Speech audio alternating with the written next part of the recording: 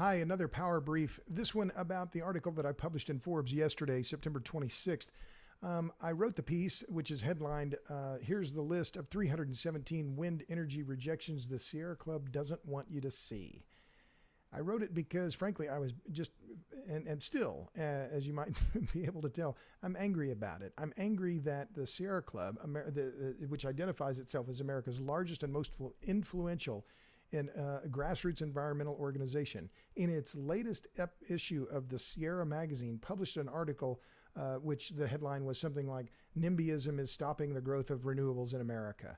And the article was sent a journalist to Vermont to report about what was happening in Vermont and how cute it is, really, that, oh, those cute Vermonters, they don't want wind turbines. What's wrong with them?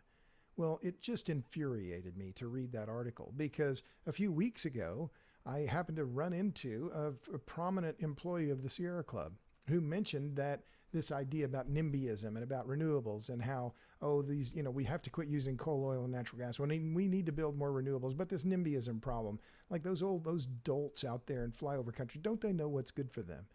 And I immediately interjected and said, well, I introduced myself. I'd never met this person before.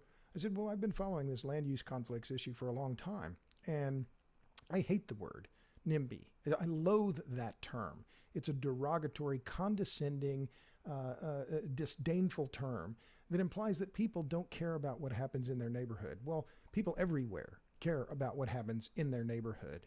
And this idea that, they should just agree to accept more renewables. Well, okay, why didn't the Sierra magazine then, why did they send their reporter to Vermont? Why didn't they send their own reporter to Shasta County, California? It's only 250 miles north of San Francisco where Sierra Club has their headquarters.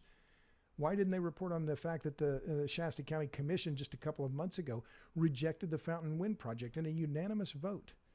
Why would they send their reporter to Vermont and not report about the fact that you can't build wind energy in California today?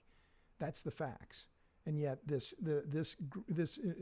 environmental group that is now getting tens of millions of dollars from Michael Bloomberg to promote their Beyond Coal campaign and to promote this fantasy of all renewables, and of course they're stridently anti-nuclear, to say, these NIMBYs, we just have to, they just need an attitude adjustment. They're just not, they just don't understand. Well, the whole thing, just as my late brother John Bryce said, grills my cheese. I spent a lot of time talking to people in rural America. I talk regularly to people who are anti-wind activists, anti-solar activists, trying to preserve the value of their property. And here comes the Sierra Club with this, frankly, underreported and juvenile article that is published in their flagship magazine, saying, we just need all this stuff. We need to double, quadruple the size of the electric grid in America so we can accommodate all these renewables. It's ahistorical. That idea is not supported by the facts, by the history, by the physics. It's nothing. And yet here's this group that runs on a budget of tens of millions of dollars promoting this fantasy, this mirage, this foolish notion. And this is what's considered serious journalism or serious environmental activism in America. It really is an unfortunate situation. But I'm going to calm down here.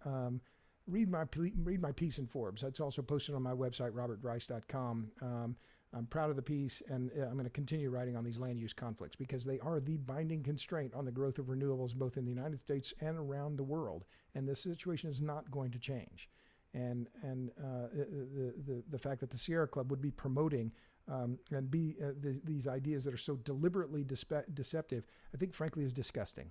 And I'll just leave it there.